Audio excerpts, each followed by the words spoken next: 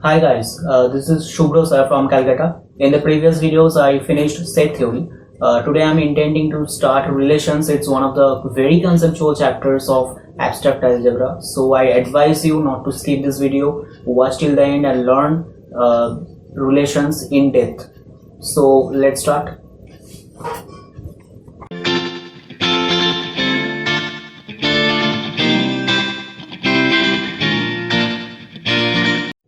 First, we have to know what the concept of relation is. Suppose I know a person, then mathematically we can say that I have a relation with him. If that person also knows me, then it can be said that we both are related to each other. But if that person doesn't know me, then he has no relation with me, obviously, although I am related to him. Now, to understand relations better, we have to first know the Cartesian product of two sets, which I have already discussed in my previous video. I'll mention the link of that video in my description box. So go through it and learn it to learn relations better. Suppose S and T are two non-empty sets. Intuitively, a relation R between the sets S and T is a rule that associates some or all elements of S with the elements of T. So, to defining relations, we can say that a binary relation R, capital R, between the sets S and T is a subset of the Cartesian product of S and T. That means if ST belongs to R, then the element S belongs to capital S, the set capital S, is said to be related to the element T belongs to the capital T set. But if ST belongs to S cross T, that means the Cartesian product of S and T minus R, then S belongs to capital S is not related to the element T belongs to capital T by the relation R. Let's simplify this topic. Let us look at an example to clarify this. Suppose S is a set 2, 3, 4, 5 and T is another set 11, 12, 13 and 14. A relation R between S and T is defined by specifying that an element S belongs to S is related to an element T belongs to T if the S is a divisor of the element T. That means the R set becomes 2, 12 because 2 is a divisor of 12, 2, 14 because 2 is a divisor of 14, again 3, 12 and 4, 12. These are the only possibilities. So R set is this one. Now 2, 11 is an element of the Cartesian product S cross T, but 2, 11 does not belong to R. There is no 2, 11 element. So 2 is related to 12, but 2 is related to 14, but 2 is not related to 11. That means not related to is denoted by R cross, or it can be also denoted by 2R dash 11. Now we will learn two terms, domain and image of a relation. Suppose R be a relation between the sets A and B, then the domain of R is denoted by D of R and is defined by D of R is equal to A such that A belongs to the set A and AB belongs to R. And the image of R is denoted by Im of R and is defined by Im of R is equal to B such that B belongs to the set B and AB belongs to R. Let's look at an example of it. Then to clarify this topic, suppose A is equal to 2, 3, let's take 5 and 6. B is equal to 8, 10, 13, 20.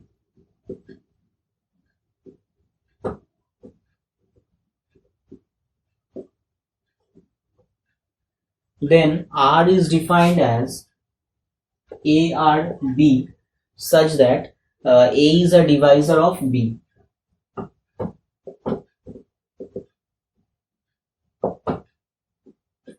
Then obviously R will be the set 2, 8, 2, 10,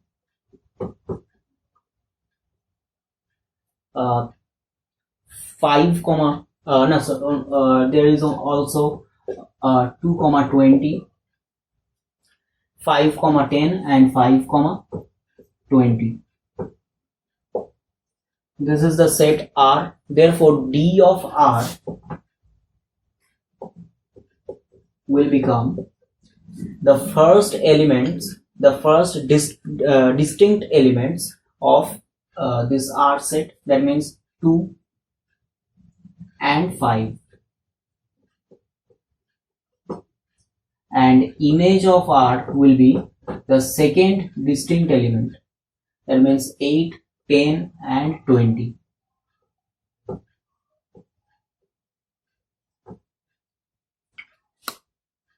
Now our target is to define inverse of a relation.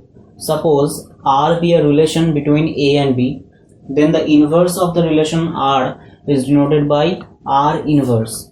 That means R to the power minus 1, and is defined by R inverse is equal to B comma A such that A comma B belongs to R. Let's look at an example.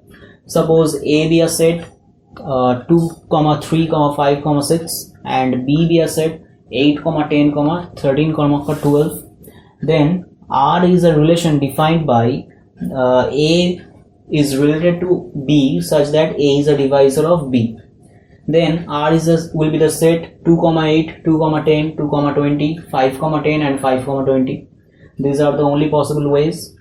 So R inverse will be the opposite one. 8, 2, 2, 8 becomes 8, 2, 2, 10 becomes 10, 2, 20, 5, 10, 5 and finally 20, 5.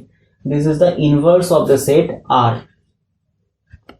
From here we can conclude that domain of R inverse is equal to nothing but image of R.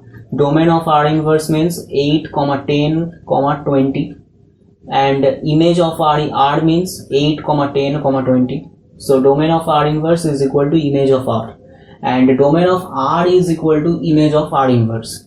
So domain of R means 2, 5 and image of R inverse is 2, 5. So domain of R is equal to image of R inverse. Now we will proceed towards the composition of relations. Let R1 be a relation between the sets A and B, and R2 be another relation between the sets B and C. Then the composite relation R2 composition R1, this is the sign of composition, or it can be expressed as star. It's a relation between the sets A and C, and is defined by R2 composition R1 such that is equal to A comma C such that A belongs to the set A and C belongs to the set capital C. If there exists an element B belongs to capital B set such that A comma B belongs to R1 and B comma C belongs to R2. Here we have to note that domain of R2 composition R1 is a subset of domain of R1, and image of R2 composition R1 is a subset of image of R2. Let's not make it complicated, rather look at an example. Suppose A is equal to 2, 3, 5, 6. The set A is equal to 2, 3, 5, 6. The set B is equal to 8, 10, 13, 20, and the set C is equal to A, B, C, D.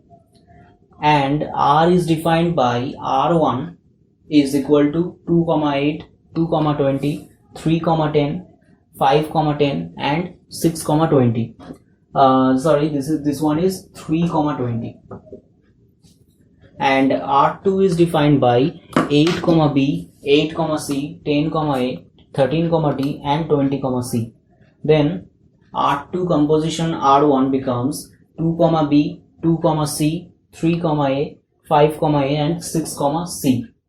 Why this becomes this one? Because 2, 8 and 8, B becomes 8 and 8 cut and 2, B.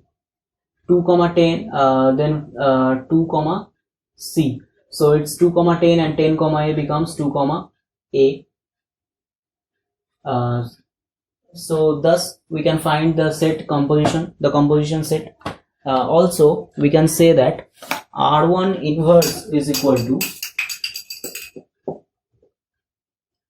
8, 2, we can find from here 8, 2, 10, 2, 20, 3, 10, 5, and finally 20, 5. So R1 inverse composition R1 becomes nothing but 2, 2, 3, 3, 3, 5, then 5, 3, 5, 5, and finally 6, 6. Similarly, we can find R1 composition of R1 inverse.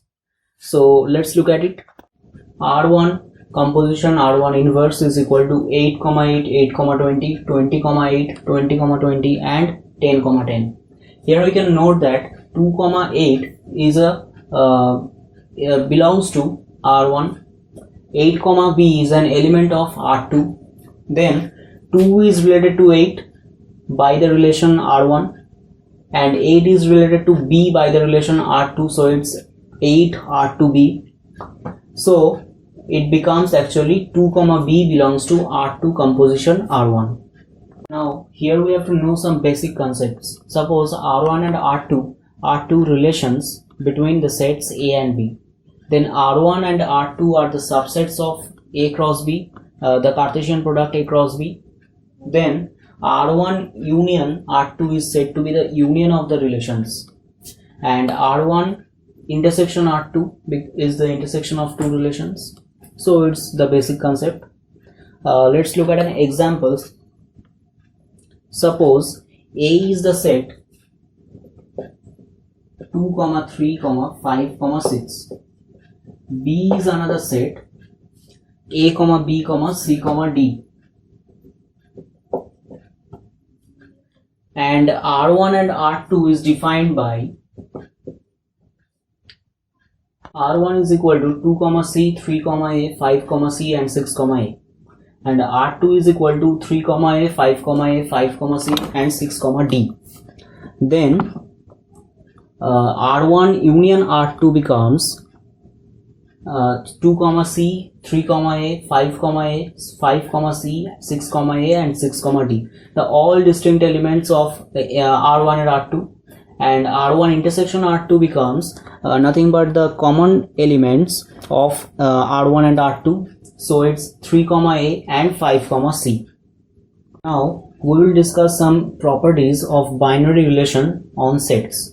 Suppose S be a non-empty set and R be a binary relation on the set S. Then the relation R is said to be a reflexive relation if A, belongs to the relation R for all A belongs to S. That means A is related to A for all A belongs to S. The relation R is said to be symmetric relation when or if A, B belongs to R implies that B, A belongs to R for each elements A, B belongs to S. That means A is related to B if implies that B is related to A. Then the relation R is said to be symmetric.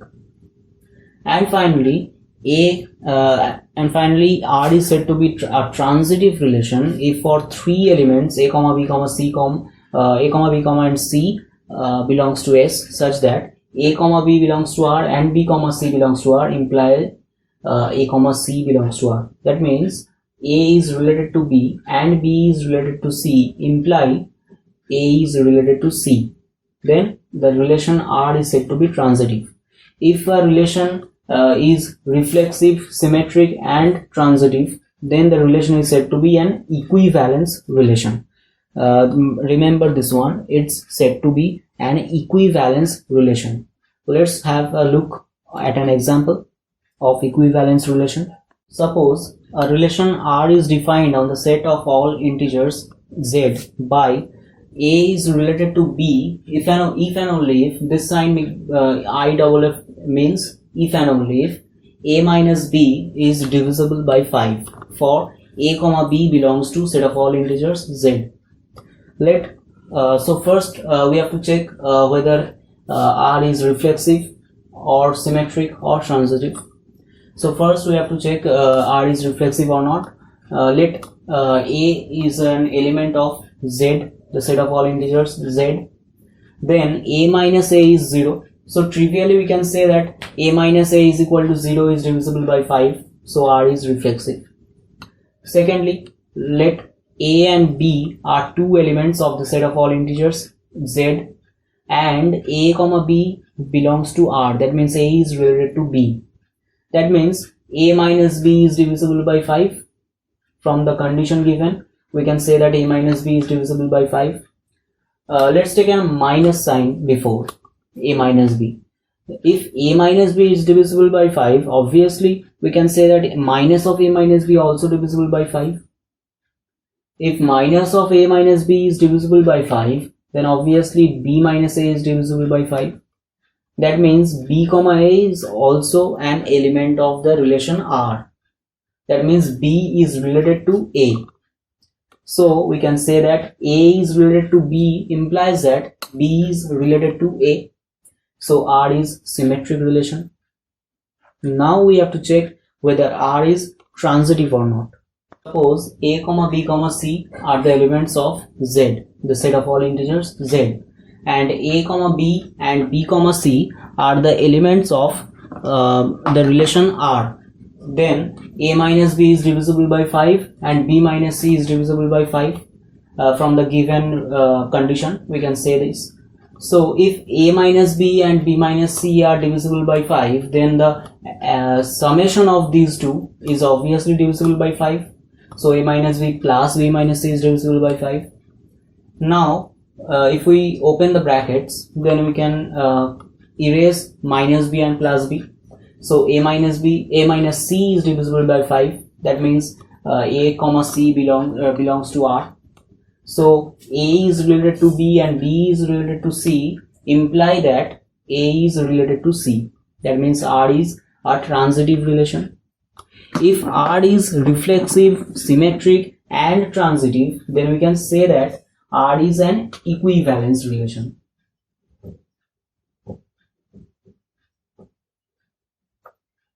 From the definition of equivalence relation, we can say that R is reflexive, symmetric and transitive. So R is an equivalence relation. Now my target is to build a concept on partial order relation. Suppose S be a non-empty set, that means S is not equal to 5. A relation R on the set S is said to be an antisymmetric if A is related to B and B is related to C implies that A is equal to B for the elements A comma B belongs to S. Also, a non-empty set together with a relation of partial order this one less equal to on S is said to be a poset. That means partially ordered set, and it's denoted by S comma less equal to. Also, a poset S comma greater equal to is said to be the dual of the poset S comma less equal to. And finally, a poset L comma less equal to is said to be a lattice if every pair of elements L has at least upper bound, a least upper bound which is denoted by V, and a greatest lower bound which is denoted by this sign. The sign is actually this one. Let's not make it a complicated topic. Let's look at an example. Suppose X be a non-empty set and P of X is the power set of X. From definition of power set we can say this: P of X is the power set of X. Then P of X comma less equal to is a poset where A less equal to B means A is a subset of B. For A comma B belongs to power set of X. Here power set of X comma less equal to is a lattice where any two elements A comma B belongs to P of X. A least upper bound B is equal to nothing but the A union B, and A the greatest lower bound B is nothing but A intersection B. So guys, my video is over today. If you face any problem regarding set theory or relations, don't hesitate to email me at the email address mentioned in the description box. In my next video, I'll discuss mapping. So keep watching my channel, and as usual, like this video and share with all. Thank you.